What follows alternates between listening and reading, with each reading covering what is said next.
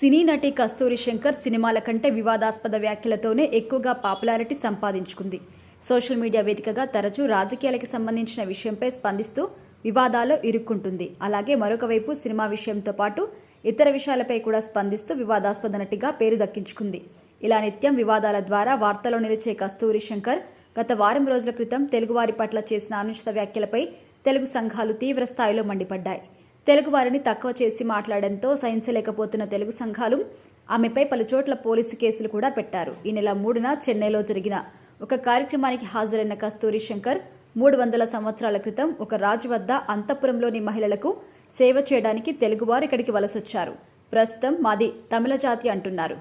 ఎక్కడో ఇక్కడికి వచ్చిన బ్రాహ్మణుల్ని తమిళులు కాదని చెప్పేందుకు మీరెవరు అంటూ ద్రవిడ సిద్ధాంతవాదులపై అనుచిత వ్యాఖ్యలు చేసింది కస్తూరి. ఒక రకంగా చెప్పాలి అంటే ఈమె తెలుగు బ్రాహ్మణులకు అండగా నిలిచింది. కానీ తెలుగు వారిని ఉద్దేశించి చేసిన వ్యాఖ్యలపై తెలుగు సంఘాలు తీవ్ర స్థాయిలో మండిపడ్డాయి.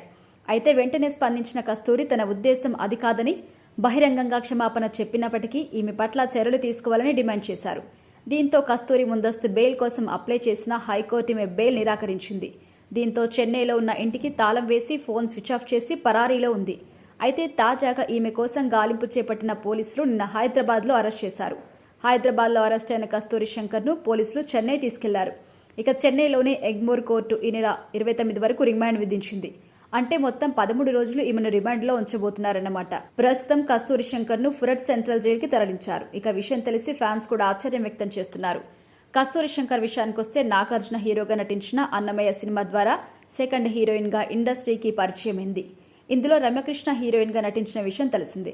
మొదటి సినిమాతోనే అందరి మనసు దోచుకున్న ఈమె ఆ తర్వాత పలు సినిమాల్లో నటించి మెప్పించింది. కోలీవుడ్ ఇండస్ట్రీ నుంచి వచ్చి తెలుగులో స్టార్ స్టేటస్ ని అందుకుని ఇప్పుడు తెలుగు వారిపైనే ఇలాంటి కామెంట్ చేయడంతో తెలుగు సంఘాలు ఆగ్రహం వ్యక్తం చేస్తున్నాయి. ఇకపోతే సినిమాలే కాదు సీరియల్స్ లో కూడా నటిస్తూ తెలుగు బుల్లితెర ప్రేక్షకుల నుంచి మంచి ఆదరణ కూడా పొందింది కస్తూరి.